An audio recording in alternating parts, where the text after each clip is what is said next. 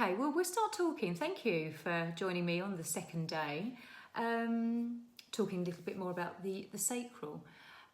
So the sacral chakra, it is located just below your navel, so sort of the lower abdominal area of the body, and very linked with your lower spine. So it governs emotions, relationships, hi Debbie, your creativity, your joy. So it's also linked with the water element.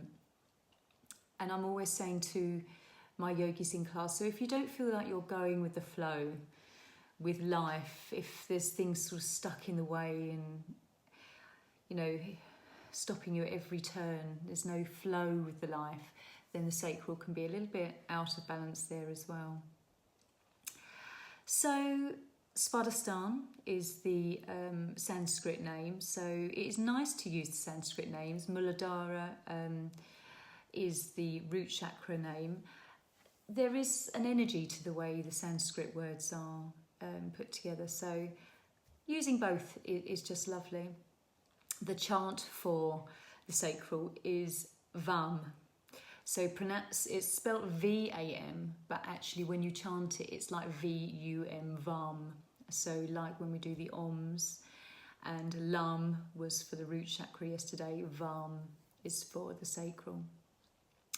So location, as I mentioned, just below your navel, and it is linked with an affirmation of I feel. It is our feeling centre, an emotional centre. So the sorts of movements we would make, I'll come to the yoga a little bit later on, but it would be forward bends, flowing movements like the cat, cow, and some gentle sequences like that, and certainly hip openers, so coming into squats, anything that opens hips with like butterfly or wide-legged stretch.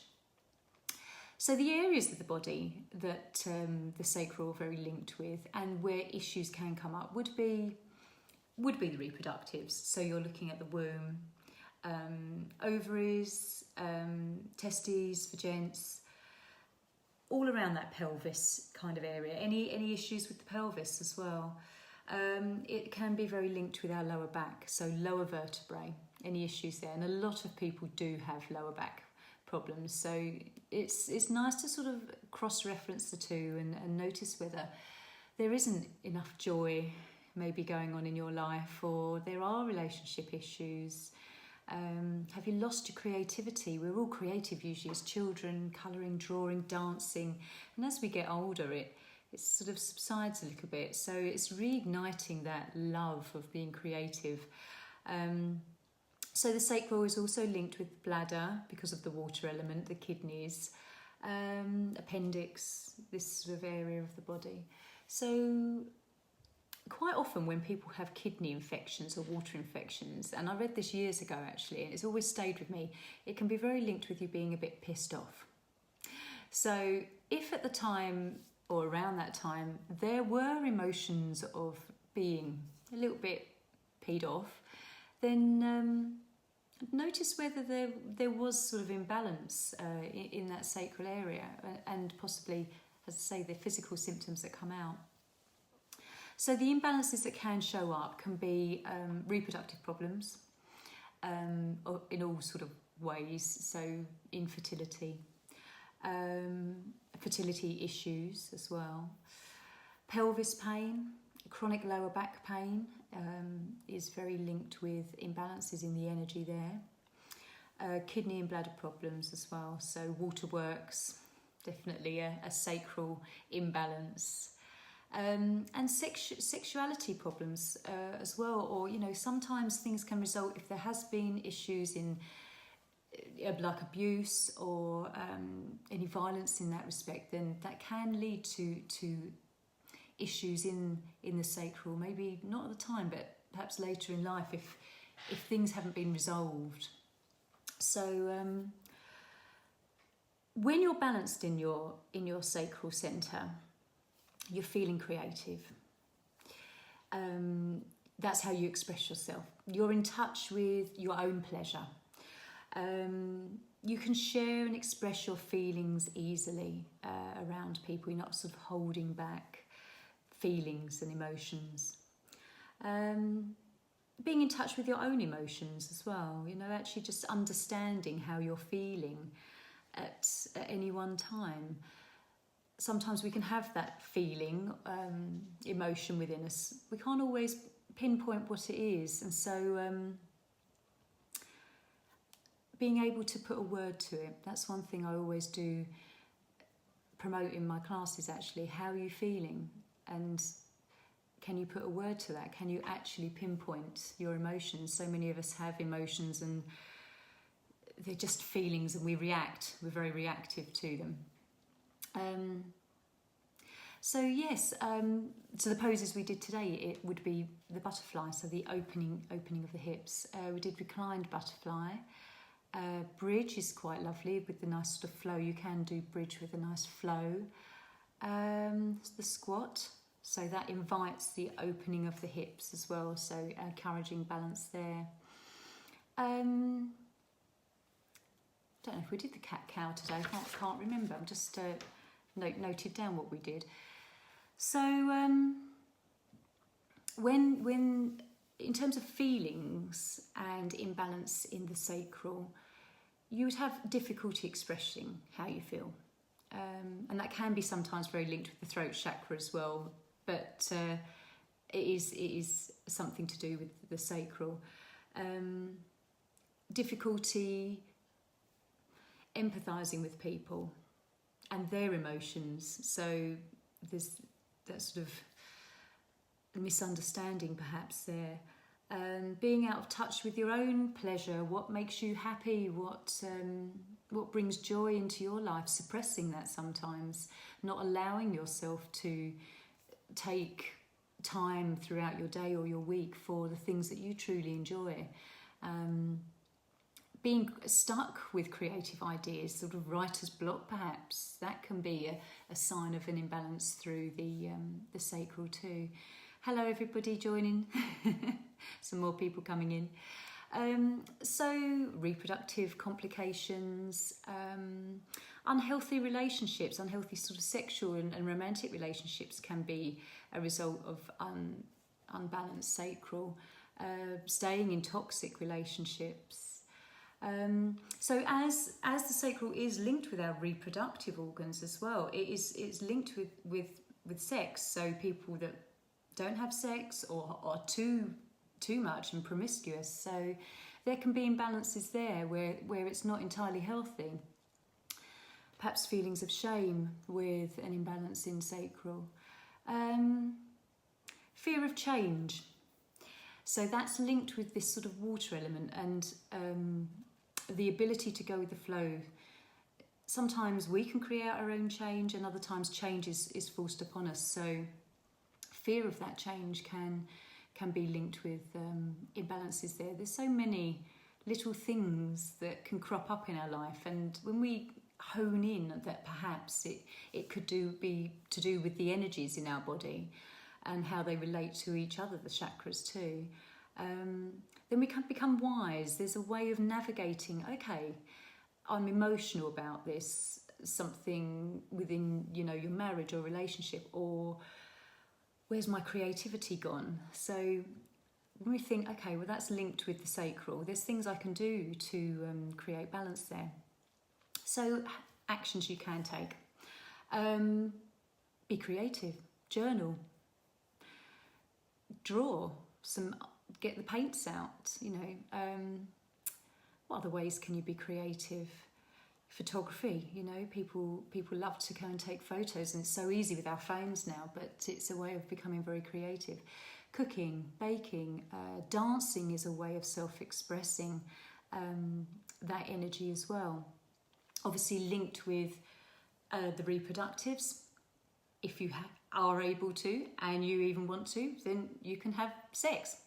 It's another way of balancing that energy.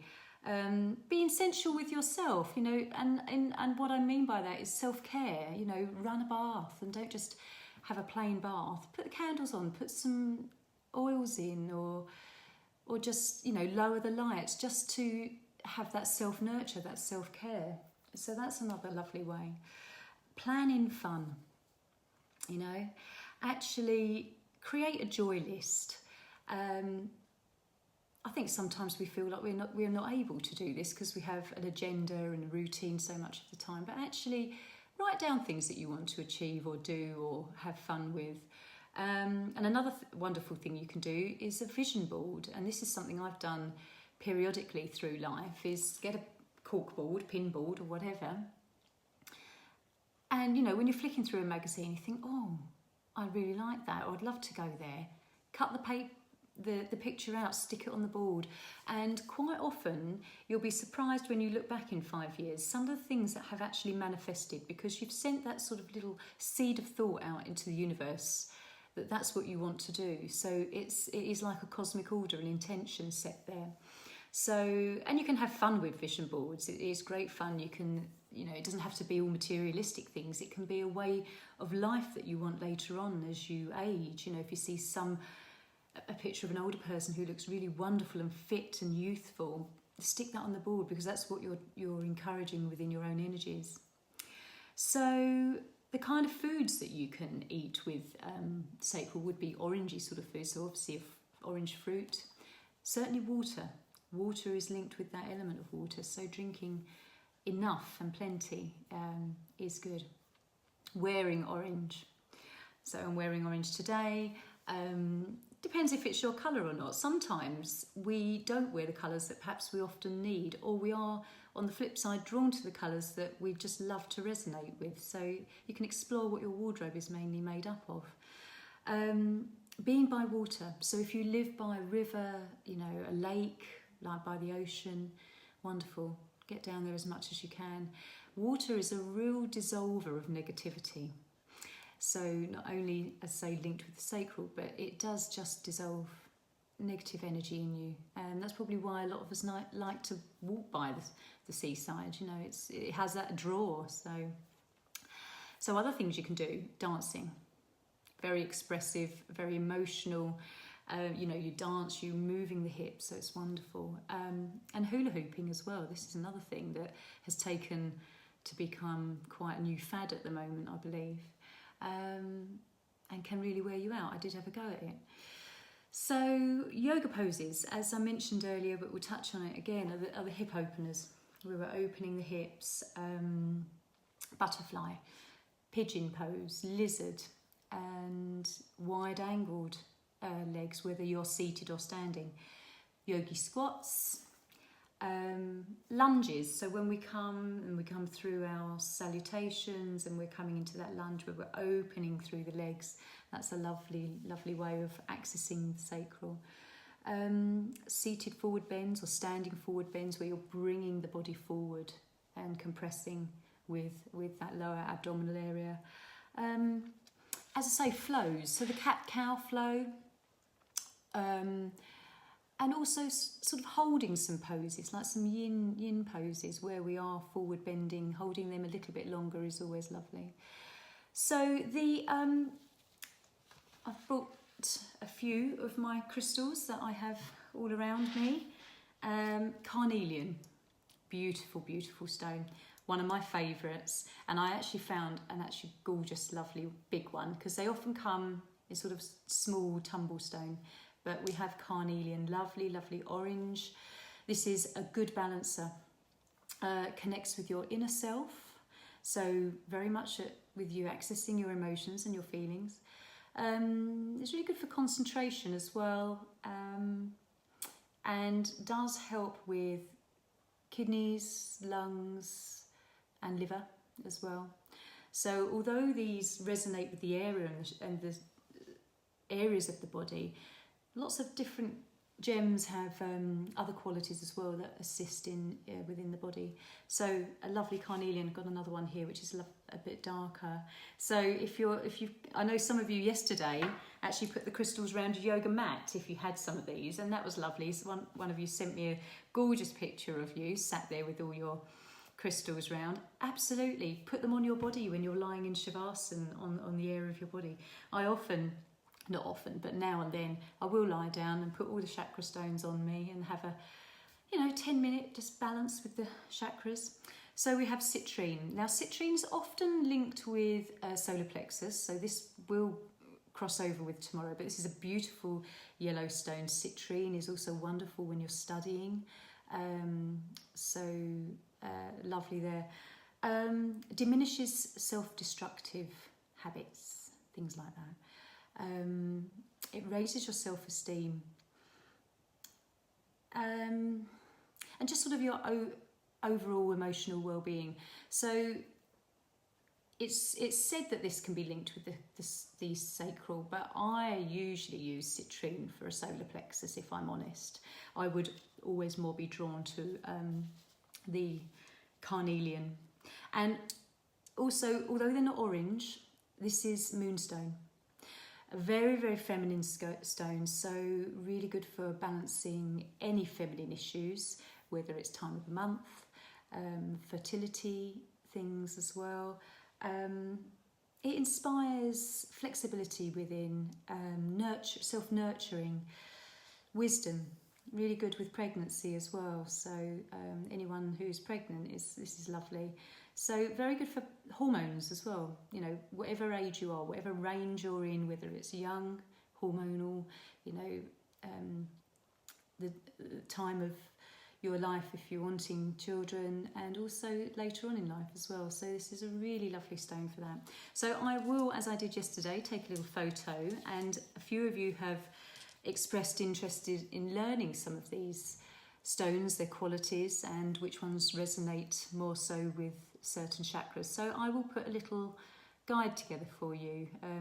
So that's going to be my creative job for the day.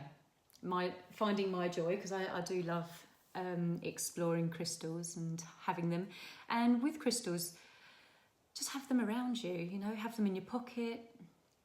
When people can't sleep, I always say put an amethyst under the pillow. You know, some ladies like to tuck them in their bras just to have them close to the skin. So yeah, just explore crystals as well. Every now and then, just give them a cleanse. And the way I do that is I hold the crystals just in my hands, hold them under running water. Some people like to bury them, all sorts of other things. That's a little bit too much of time-consuming exercise for me. So just holding them under running water. Imagine negativity going down the plug hole, you know, or dirty water, because they do take on negative energy, like a battery does, needs recharging. And then I leave them out in the sunlight sometimes. Sunlight charges them and the moonlight cleanses them. So definitely on a full moon, if you have got a little, you know, tray of crystals, put them in the moonlight if you want to. You don't have to. It's just another little tip. So yes, if there's anybody's got questions, just maybe put them in the group, and then I can come back and answer them sort of all collectively. Crystals always falling out your pockets. Yeah, sometimes it's good to have those little pouches and carry them around, or just, you know, you can get bracelets that have got crystals that you're drawn to on there as well. So thank you all for joining me, and hope you've done a little bit of the yoga. If you haven't, it doesn't matter. You can collect it all up and do it at the end of the week together if you just wanted to have a couple of hours where you do it. It's entirely up to you. But certainly try and, you know, maybe do a little bit each day and explore the emotions that you feel with it, because it's a little journey. It is quite a little journey, and you might sometimes surprise yourself with how you feel in a certain pose. Sometimes some poses can bring up emotional stuff, and it's good. It's healing, it's releasing. So thank you for joining me. Keep up the good work and post your pictures, anything you want to. I'm going to be taking pictures of colourful chakra things and putting them in the group. So enjoy. So I will see you tomorrow. Okay, bye.